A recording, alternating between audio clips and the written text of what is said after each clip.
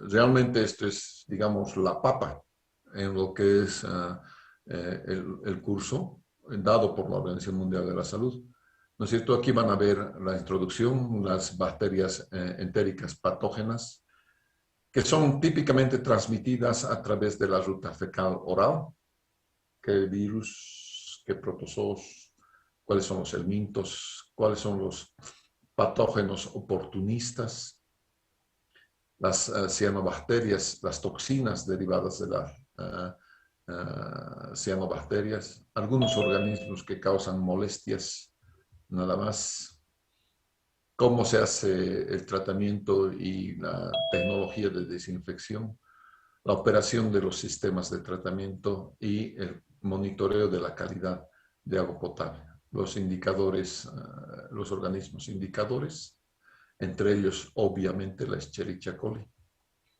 Los coliformes, las bacterias coliformes termotolerantes, las bacterias coliformes totales, todas ellas son parte de todo el mundo microbiológico. Son los enterococos, los clostridiums, que son las bacterias que reducen los sulfitos. Vamos a ver lo que es el conteo de placa y algunos otros indicadores, los parásitos protozoos, los virus que son humanos, los bacteriófagos, el análisis virológico de las aguas, los indicadores en la calidad, en la investigación, en el seguimiento y monitoreo, y las guías para la calidad microbiológica de las aguas y las conclusiones. Entonces, este es un documento muy completo. ¿Ya? Están en los anexos, las guías de calidad, obviamente. Y para los que pueden entender inglés, de verdad, este es un documento muy importante. ¿Ya? Es un documento base, digamos, ¿no?, para el monitoreo de la calidad bacteriológica de las aguas. Entonces, realmente es algo muy importante y espero que muchos de ustedes, en realidad todos ustedes que están en 10º semestre ya, ¿no?, puedan entender esta partecita.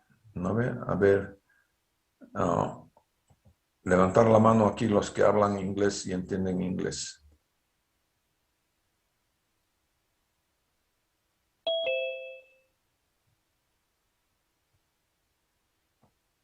Por la suerte nadie habla inglés.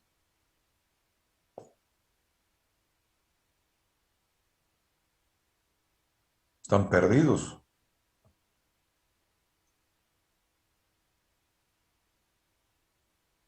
A ver, muchachos, la verdad sea bien dicha. Yo no soy el ingeniero, super ingeniero, ni que sabe todo. Sí sé algunas cosas. Sobre todo sé quién puede hacer. Si a mí me dicen, ¿sabes construir un cohete a la luna? Yo no, pero sí sé quién puede. Entonces, de todos modos, voy a alquilar los servicios para hacer eso. ¿No es cierto? Sí sé quién puede. Eso es lo importante. Nunca digo que no. Nunca van a decir que no, no se puede. No hay eso. Dos, parte del éxito, si es que tengo alguno, ¿no es cierto? Gran parte es mi habilidad de poder hablar y entender inglés. Ello me ha abierto las puertas al mundo internacional. Por eso es que soy consultor, he sido consultor de la EGI de Francia, he sido consultor de TAMS, que es Tippett, Abbott, McCarthy and Stratton. He sido consultor de una empresa suiza, Electrobat, ahora soy consultor español, consultor de la CAF, y todo eso tiene que ver con el inglés. No tiene que ver con la cantidad de cosas que yo sé que no sé mucho. ¿Quieren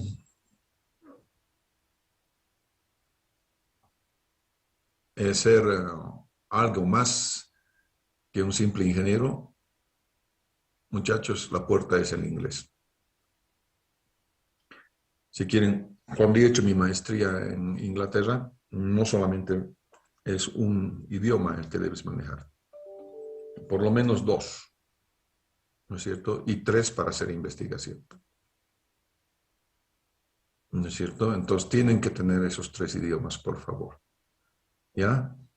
Yo hablo tres idiomas, entiendo bien tres idiomas también, escribo en tres idiomas, ¿no?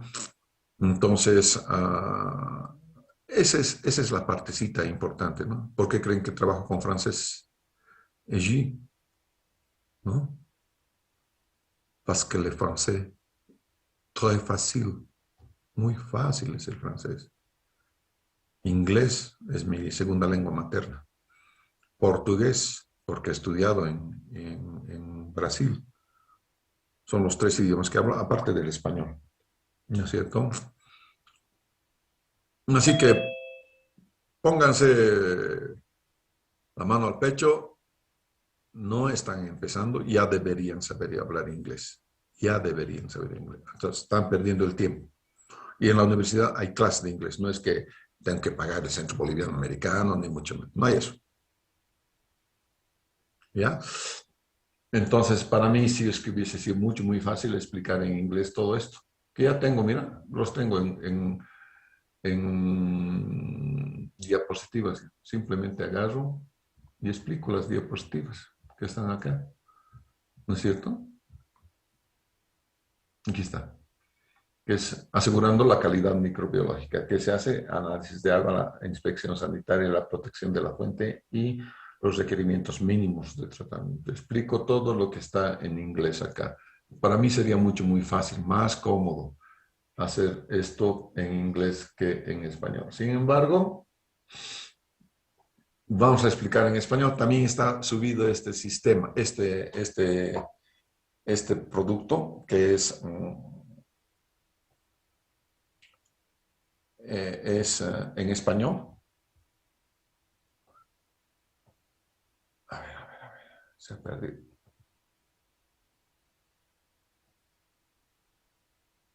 Y vamos a ver algunas de las cosas acá con calma. Esta es la introducción, ¿no es cierto? Y en el agua tenemos Buenos varios días, bichitos. que no está compartiendo pantalla.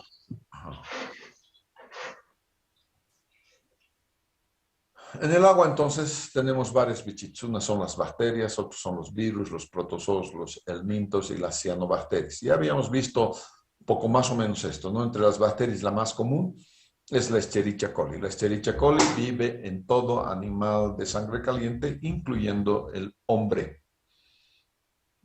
Les he mostrado además algunas bacterias en la primera clase, ¿no es cierto? Cómo se ven ellas, Salmonella, Shigella, el Vibrio cholera, la Campylobacter jejuni. Todas estas cosas son las que tenemos, nuestros chihuahuas tienen, nosotros mismos tenemos. En algunos virus están acá, algunos protozoos están acá. Protozoos son más grandes que los virus y las bacterias. ¿No es cierto? Los helminths ya son grandes, gigantescos, ya son unas boas, básicamente, Ascaris, Trichuris, Latenia. Latenia puede ser de varios metros, está viviendo en tu intestino. Y las cianobacterias, estas cianobacterias, mucho hemos oído hablar de las cianobacterias en la Laguna Ralay cuando se han muerto los peces. La última vez que se han muerto los peces ha sido por toxicidad de las cianobacterias. ¿No es cierto? Entonces, esas son de algunas cosas. Vamos a ver algunos organismos propios de las aguas superficiales. Unas son las algas. ¿No es cierto? Existen varios tipos de algas, unicelulares, coloniales, pluricelulares. Y las algas son un indicador de cómo se comportan las lagunas de estabilización, por ejemplo. ¿No es cierto? Entonces las algas, puedo tener algas verdiazules, algas verdes, diatomeas y flageladas. Son los 4 grupos de algas que tengo. Estos los utilizo como indicadores de la salud de las lagunas de estabilización o la salud en este caso de la laguna Lalay, ¿no es cierto? Puedo ver entonces qué color a veces se torna la laguna Lalay con algas verde y azules, ¿no es cierto? cuando hay un crecimiento muy grande de algas porque les has dado mucho nitrógeno, mucho fósforo, no has sacado ni el nitrógeno ni el fósforo, entonces les has abonado a las algas. Las algas son como plantas, tienen clorofila, necesitan luz, ¿no es cierto?, para sintetizar la clorofila. En algunas fuentes de agua en los Estados Unidos las han cubierto, algunas lagunas que son para agua potable, las cubren directamente, de manera tal que no entra la luz solar. Necesito eso de que no entra la luz solar, impide entonces el crecimiento algal. Si no tienes clorofila, no hay algas, punto. Por eso en la antigüedad los egipcios ponían el agua en vasijas y las tapaban, punto, se acabó, chao algas. ¿No es cierto? Y en esto de las algas ya les he comentado que nos han querido poner agua de la planta de tratamiento de Labra. Eso no baja ni nitrógeno ni fósforo. Entonces nos estarían dando, sencillamente a la laguna Alalay, estarían dando nutrientes. Y con los nutrientes el crecimiento algal sería increíblemente grande. Las bacterias son unicelulares, ¿no es cierto? La mayor parte entonces hace su crecimiento por escisión, a veces, ¿no es cierto? Entonces se dividen en dos, los dos en cuatro. Ahí están los crecimientos geométricos de una colonia de bacterias, ¿no es cierto? Buena parte son beneficiosas, sobre todo la Escherichia coli, que nos ayuda a la digestión. A veces tenemos dificultades en la digestión, incluso le metemos bacterias a través del yogurt, ¿no es cierto? Entonces, las bacterias también favorecen la autodepuración de los cuerpos de agua. Pero esas son las saprofíticas, las bacterias saprofíticas. Existen bacterias patógenas y estas bacterias patógenas pueden matarte. De hecho, te matan si es que no te cuidas, ¿no es cierto? Los protozoarios también son unicelulares, ¿no es cierto? Buena parte son beneficiosas en los cuerpos de agua, preservan el equilibrio de los sistemas acuáticos, otros son parasitarios y causan enfermedades en el hombre y en los animales. Los rotíferos, copépodos y otros crustáceos, cuando tienes crustáceos es por falta de oxígeno, ¿no es cierto? Este es el zooplancton, todo el zooplancton están entre los copépodos, los crustáceos, los rotíferos, todo es el zooplancton, ¿no es cierto? Son parte de la cadena alimenticia, obviamente, ¿no es cierto? Trae el incremento de estas cosas, respiran. Si respiran, se acaban el oxígeno del agua, ¿no es cierto? Y entonces lo que hacen es una grave disminución del oxígeno disuelto. ¿No es cierto? Disminución del oxígeno disuelto. Ya se ha dicho que el oxígeno disuelto es esencial, ¿no es cierto?, para la vida acuática.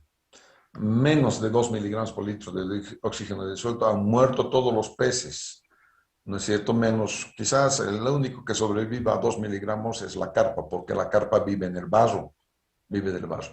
Pero si la carpa muere, estás con menos de 2 miligramos por litro y solamente van a sobrevivir los crustáceos y nada más, ¿no es cierto? Entonces, alguna vez yo quise ya hace como más de 10 años, como 15 años, planteé la oxigenación de la laguna Lalay. Entonces vino un técnico francés y tomó muestras de agua al mediodía. Cuando salió, el técnico francés dijo, pero ¿para qué necesitas aereación?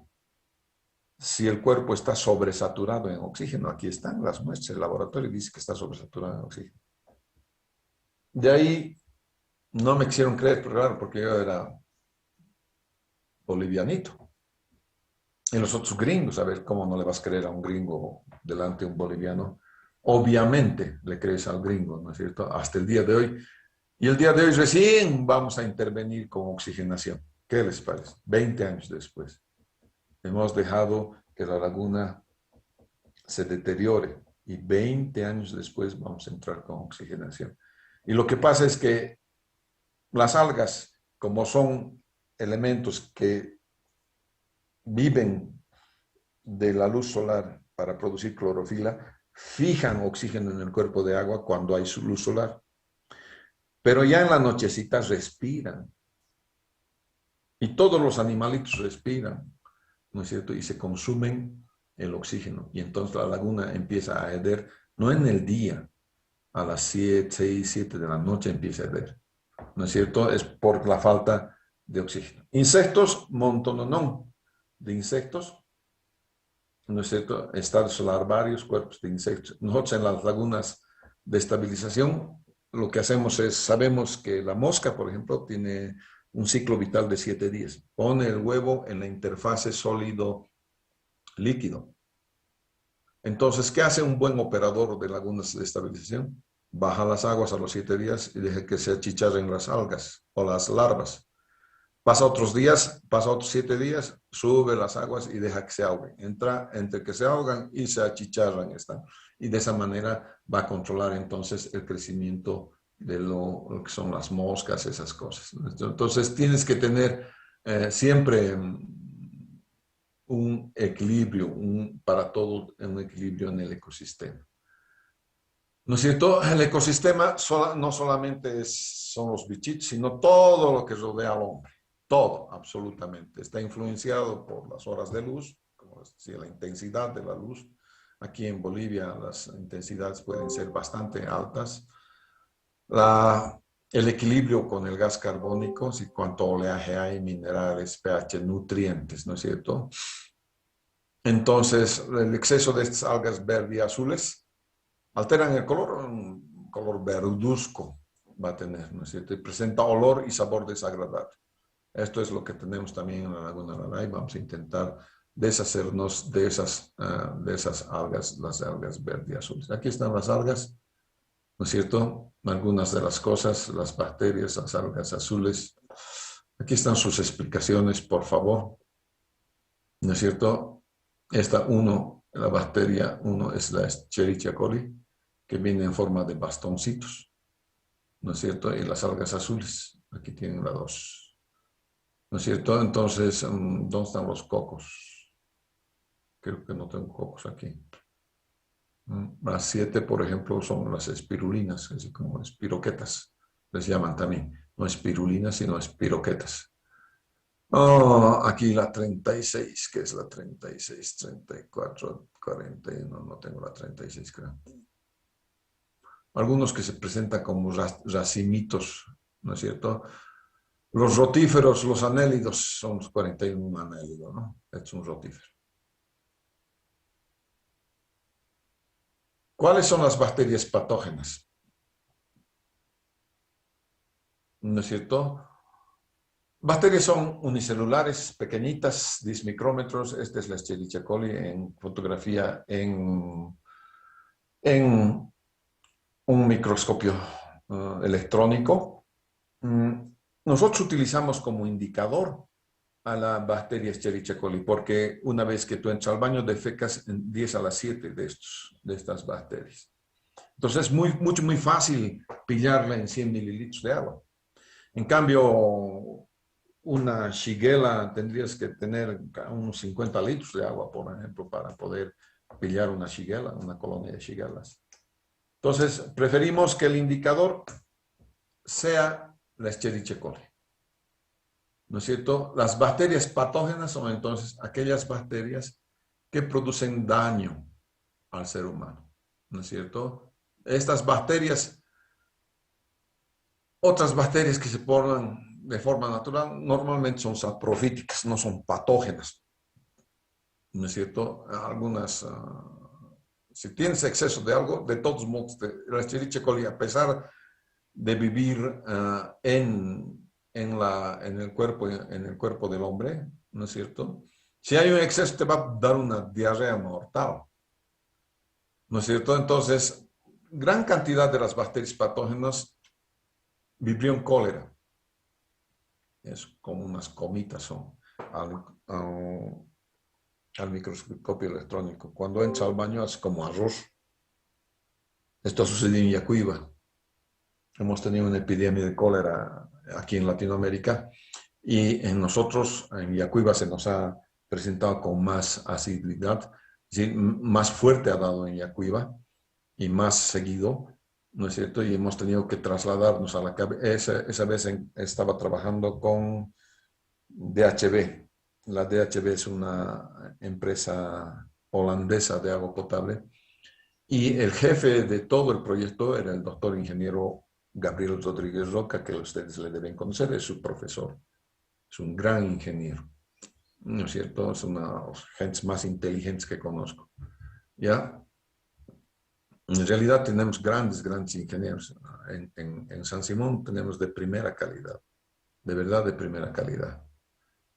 Muchos en el agua, en el tema de agua está el ingeniero Roberto Méndez, top quality, el ingeniero que trabaja en hidráulica, ¿cómo se llama? Gordito, muy bueno. El ingeniero Mauricio Salinas, por favor, todos son summa cum laude en Bélgica. Summa cum laude es la máxima nota por encima de los estudiantes belgas, ¿no es cierto? Entonces, realmente hemos tenido y tenemos en la San Simón mucha gente que es muy inteligente, ¿no es cierto? Gracias a Dios. Estas son las patógenas: Escherichia coli, la Salmonella typhi, la Shigella, la Campylobacter jejuni, la Yersinia enterococlítica, ¿no es cierto? Y estas bacterias se transmiten vía oral fecal, por favor, oral fecal. Entonces, tus condiciones sanitarias no son de las mejores, ¿no es cierto? Tiene un tiempo de persistencia, es decir, viven en algún tiempo, pero es de corto moderado. Tiene muy baja resistencia al cloro, el cloro las liquida. Y una dosis infectiva alta, quiere decir que necesitas 10 a la 14, por ejemplo. ¿No es cierto? Pero para tener 10 a la 14, por favor, has estado viviendo en un ambiente sanitario horrible. ¿No es cierto? Has tomado caca todo el día, básicamente. ¿No? No te has lavado las manos después de entrar al baño. Tus ollas qué sé yo, has limpiado el trasero de tu agua, con eso has cocinado. Cosas así. Solamente cosas así pueden darte una dosis infectiva tal que puedas tener una de estas cosas. ¿No es cierto? En la salmonela, un reservorio animal pasa por los animales, entonces es bien importante, ¿no es cierto? La mayoría de las bacterias patógenas no se multiplican en el ambiente, pero algunas, como el Vibrio cólera, se podría multiplicar en aguas naturales, ¿no es cierto? En el caso de la Escherichia coli, 10 al 8 por gramo de heces. Me he equivocado, me ha dicho 10 a la 7, 10 a la 8, por el amor de Dios. Por eso es, a ver, si vive en tu tracto intestinal es que ha aguantado los ácidos orgánicos, ¿no? Que son bastante fuertes los ácidos orgánicos.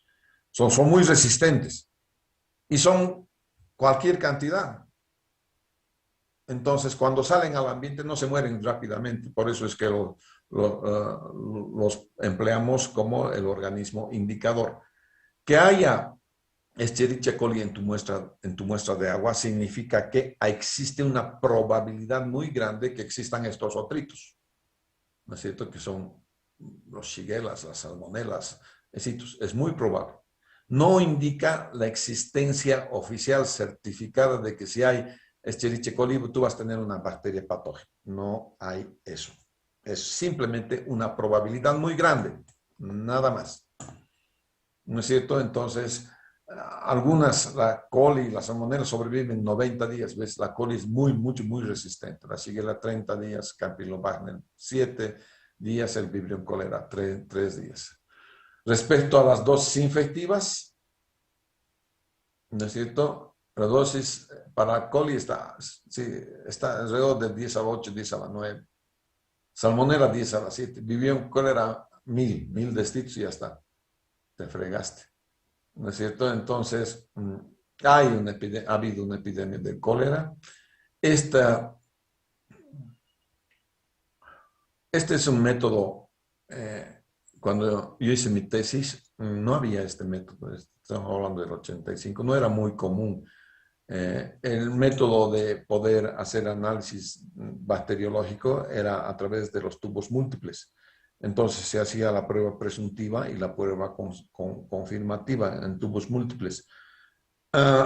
Eso seguramente van a ver en su, en su curso de química del agua.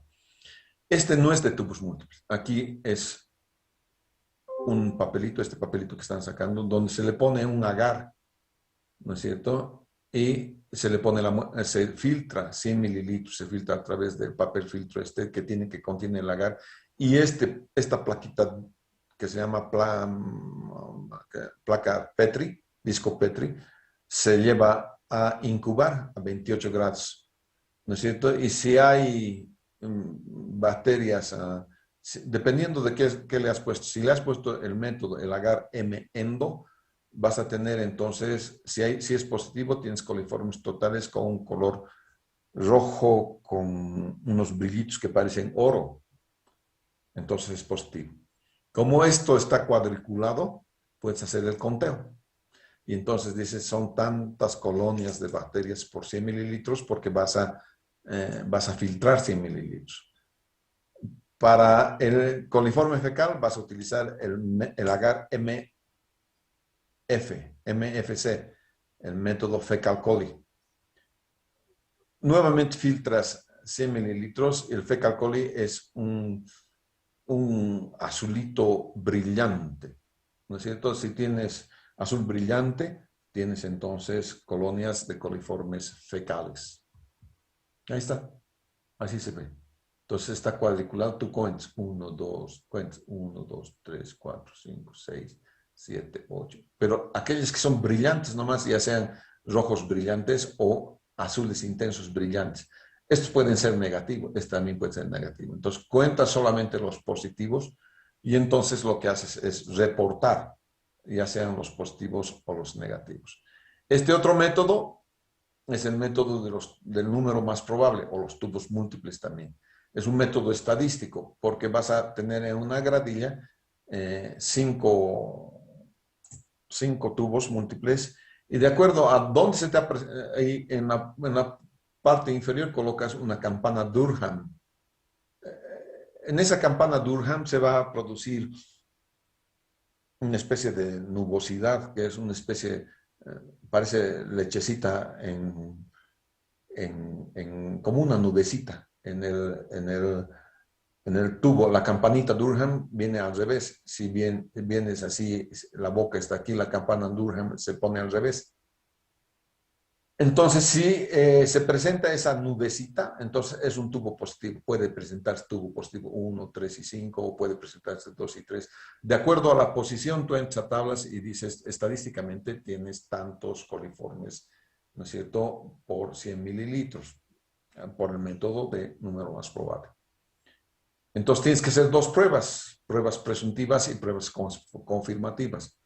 La prueba presuntiva, de los tubos que hayan dado positivo, vuelves, ese es en el agar emendo, vuelves de esos tubos positivos a ponerlos en el agar MFC y vuelves a hacer nuevamente lo mismo.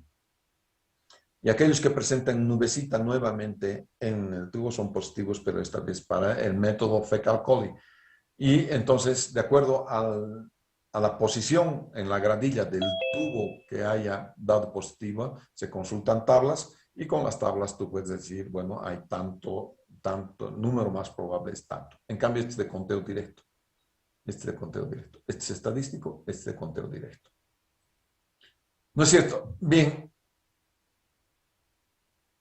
Los virus pueden ser excretados hasta 10 a la 12 en cada que entras a una deposición. Son cualquier cantidad de virus. ¿No es cierto? La ventaja es de que los virus, muchos de esos, no viven mucho afuera. Entre los virus más comunes que hemos tenido es el de la hepatitis A. El virus de la hepatitis A es el virus que son de los más comunes. Hay presencia de rotavirus en el agua, ¿no es cierto? Tiene una alta relevancia para la salud pública, en especial para los niños, quienes son afectados en rotavirus, unas diarreas mortales. Si ahorita que están escuchándome se pellizcan la mano, su piel tiene que volver rápidamente a la posición original. Si la piel no vuelve rápidamente a la posición original, tienes una severa deshidratación, tienes que correr a la seguro universitario, porque te estás muriendo, ñato, ¿no es cierto? Y pasa, si pasa de eso, si pasa de un cierto límite, ya no hay con qué recuperarte, te has muerto, ¿no es cierto? Entonces tenemos que ver en tu epitafio, murió por no hacerse una simple prueba, siendo ingeniero sanitario, murió por burro, en realidad, ¿no es cierto? Entonces, los virus son muy importantes, los adenovirus causan infecciones en la conjuntiva e infecciones respiratorias e intestinales. Estos son por falta de agua, entonces. Este no conozco, norovirus. Los papovavirus, reovirus, parvovirus, conozco en animales. Casi todos los perros, las vacas, las gallinas se mueren por parvovirus. No has, no has tratado a tus animalitos con vacuna, les da parvovirus. Y se mueren. Toditos se mueren, ¿no? Yo he visto morir 30.000 pollos en un día. Yo he visto irse a la quiebra. 2 días. 30.000 pollos. ¿No es cierto? Entonces, la transmisión siempre ha sido vinculada a la ingestión de aguas crudas y tratadas. Pero si las detectas, no es 100% que se transmiten en el cuerpo de agua. Simplemente que tienes un riesgo. ¿No es cierto? Tienes que desinfectar. Normalmente, un método apropiado de desinfección de virus liquida todos los virus. No hay problema. Sobre todo filtración. ¿Cuál es el que liquida absolutamente a los virus, a todos? La filtración lenta, porque construye una capa que está por lo menos de 10 a 15 centímetros por debajo del nivel superior de la arena y debajo las aguas, donde se crea una capa viva, donde hay bacterias, bacteriófagos. Esos bacteriófagos agarran y se comen a los virus. Entonces realmente llega un agua de excelente calidad. ¿No es cierto? Es una fotografía electrónica de los virus. Tienes los enteroparásitos, que son otros, y nosotros tenemos que detectar los quistos o quistes de protozoos y huevos, sobre todo los huevos del mintos, ¿no es cierto? Entonces, parte de nuestros análisis tienen que ver con los huevos del mintos, los enteroparásitos en aguas superficiales y tratadas. Entonces, esto vamos a ver siempre, los huevos del mintos. ¿Ya? Vamos a tratar de que después de filtración tengamos 0 huevo de minto. El año pasado mi hijo ha ido a México a hacer un diplomado becado por la Universidad Mayor de San Simón. Han ido de un curso de 50, han ido 2. Mi hijo ha ido como uno de los buenos alumnos, diría yo, ¿no es cierto?, a México, y en México le han dicho que ya no hay recirculación de las aguas. Antes hacíamos, después de la filtración, el agua esa de lavado, la volvíamos a recircular hacia el tratamiento. Y las recientes investigaciones han dicho que ya no se debe hacer eso. ¿Por qué ya no se debe hacer eso? Porque precisamente los huevos del minto que se han quedado en la filtración, como haces retrolavado, los huevos, al levantar los huevos, al meter al sistema, y es posible de que ya estés en la cuarta, quinta o sexta lavada de tu filtro y ya estés dejando pasar algunos huevos del minto.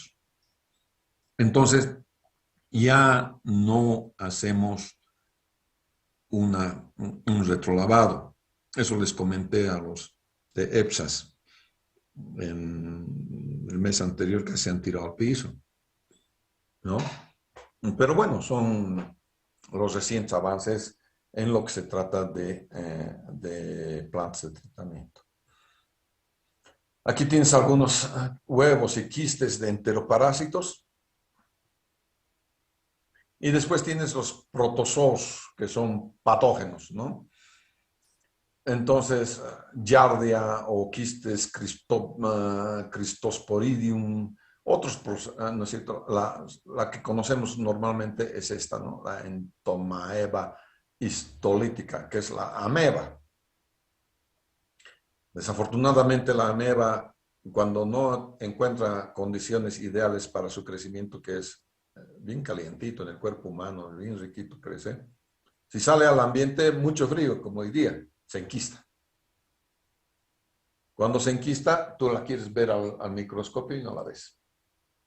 Entonces, para hacer un análisis de caquita en los niños, tienes que llevar al niño al laboratorio, ahí le van a sacar una muestra y al tiro van a ver en calientito, en caliente van a ver si tiene amebas o no tiene amebas. Entonces, esto es uno de los más comunes que tenemos nosotros en las aguas superficiales. Casi en todo Cochabamba tenemos, y posiblemente sea por ese tema de que siempre hemos recirculado las aguas en vez de dejar filtradas y punto, se acabó. ¿No es cierto? Entonces, eso es, ¿no? La giardia y el Cryptosporidium son otros protozoarios parásitos de humanos, animales, ¿no es cierto? Y la vía hídrica es la ruta más importante de su transmisión.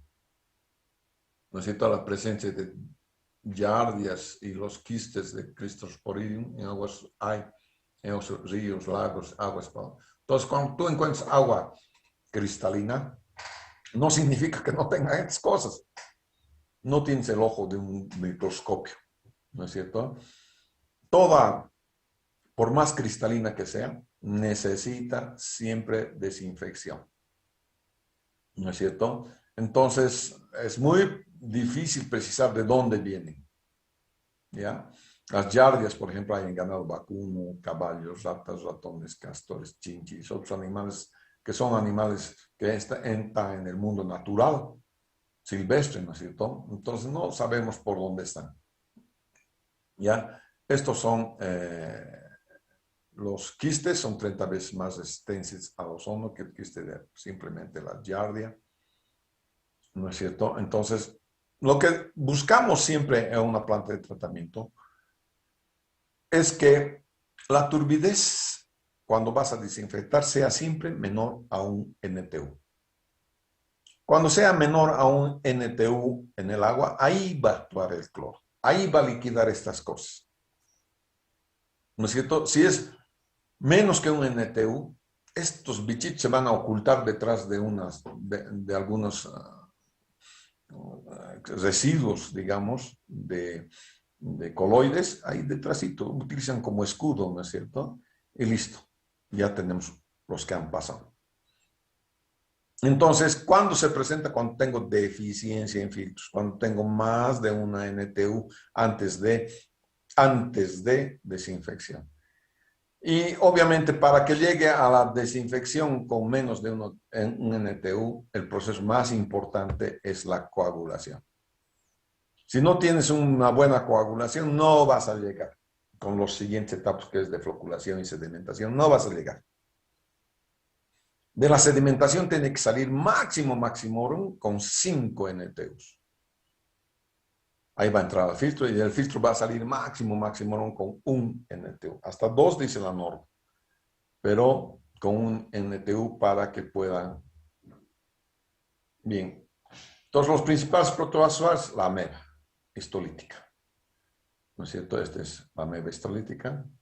¿No es cierto? Este es un quiste. Este es un trofozoito. ¿No es cierto? Y así se ve al microscopio. ¿No es cierto? Esta es una úlcera ya mediana. Aquí ya te ha causado daño, ¿no es cierto?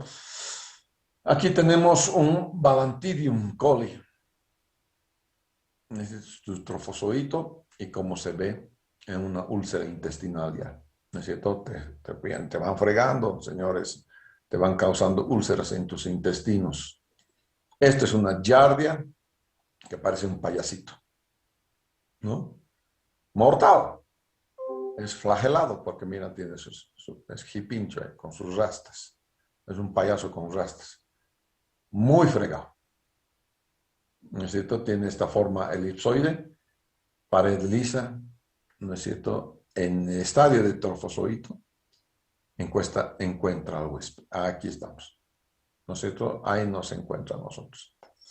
¿No? En la parte, dos núcleos, cuatro flagelos. ¿No? El trofozoide se ubica en el duodeno y en las primeras porciones del yeyuno. Absorbe el alimento del contenido intestinal y de las células epiteliales del intestino. Produce inflamación, trastorna la absorción de vitaminas y grasas. Ahí estás siempre con dolor intestinal en el ano, ¿no es cierto? En esa parte inferior del ano, ¿no es cierto? El Cryptosporidium, este es un Cryptosporidium, este es un trofozoito, ¿no es cierto? Se ha demostrado que en pacientes con SIDA los cuadros clínicos persisten por muchos meses y pueden conducir a la muerte por deshidratación. Su reproducción es asexual y sexual. Oh, qué rico, estos tienen de los dos mundos. Si no encuentran pareja, ellos mismos se encuentran en sí mismos, ¿no es cierto? No, tienen estos, se localizan en el intestino delgado, producen una atrofia de velocidades intestinales. Uy, aquí tenemos algunos helmintos y enteroparásitos. Este es un ascaris. Cuando juegues con tierra, muy probablemente te comes uno de estos huevos y va a desarrollar, ¿ya? Y normalmente tiene esta medida, ascaris, 30 centímetros, la hembra, 30, es grandototota. Cuando entras al baño y encuentras un chapaleo, rapidito te tienes que levantar porque uno de estos está nadando. El macho es más pequeñito, tiene 15 centímetros, son color de rosa nacarado, son como silvicurus. ¿Ya? Y mira, la hembra puede desovar 200.000 huevos por día.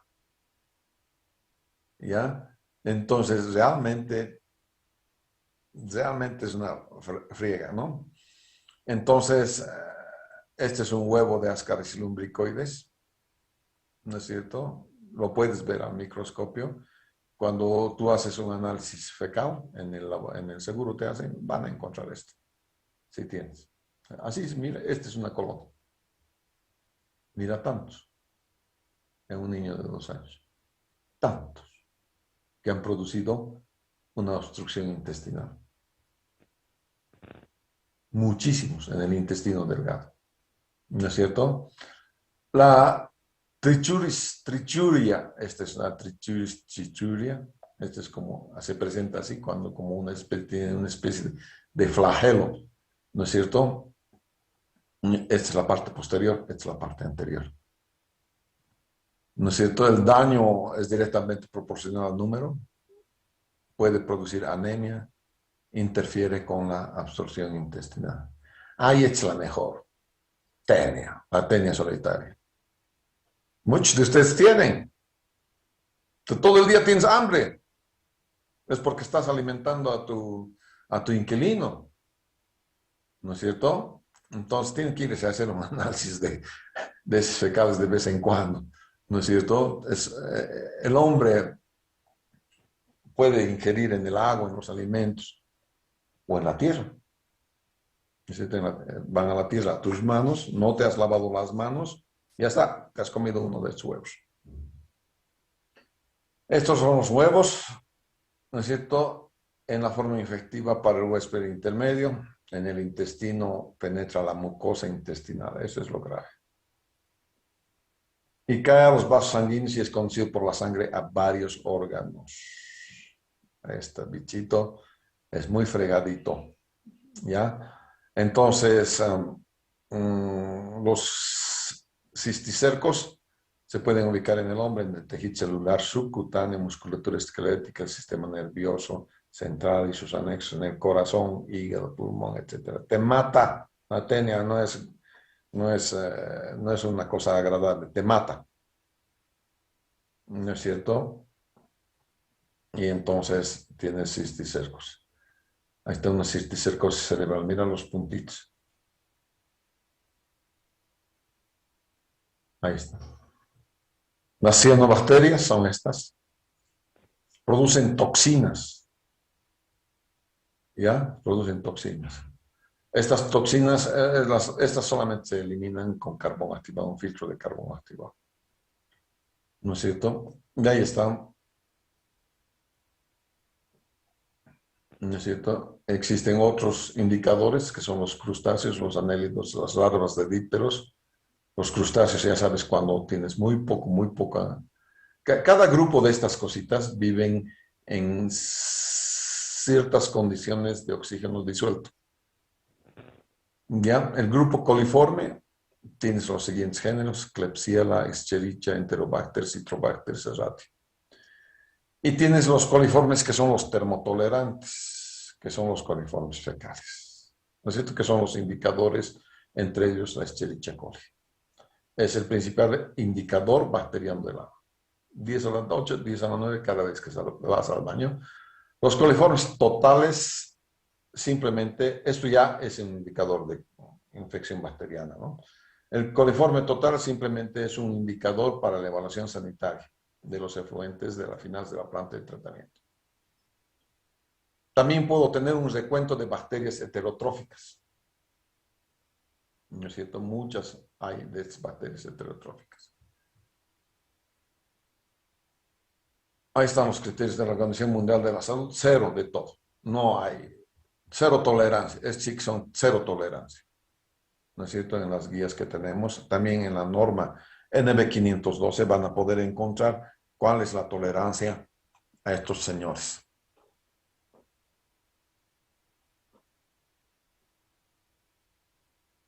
Bien. Ya hemos visto entonces calidad físico-química, calidad bacteriológica. El sábado vamos a dar examen virtual nomás, por favor, ¿ya? Virtual. Listos y preparados para el examen. Sí, César. Ah, no, pensé que estabas levantando la mano. El examen virtual se da ahora en punto, por favor. Entran todos, encienden su cámara, quedan con la cámara encendida. A los 2 minutos yo cierro la entrada a los participantes. Sí, y tomo lista. Hay una manera de tomar lista utilizando el propio Zoom. Si no estás en mi lista, en esa primera lista, tu nota es 0 en este primer examen. No te has presentado al examen. Por lo tanto, por favor, sean puntuales al entrar. Una vez que yo admito a la gente, en el Zoom han visto que puedo admitir a la gente, todo el mundo debe estar conectado. Una vez que entran todos, cierro, hago lock de meeting, tomo lista automática y esos son los únicos exámenes que yo corrijo. ¿Está claro? Claro, ingeniero. Ya, tienen que entrar con cámara, por favor. No estás con cámara, también te voto. Porque quiero saber que tú eres el que estás dando el examen. ¿Ya? Cuando vayan a subir el examen, van a sacar una foto o suben un escaneo. Mejor si es un escaneo con su carnet de identidad. Bien, señores, muchas gracias. Nos vemos el día sábado en nuestro primer examen.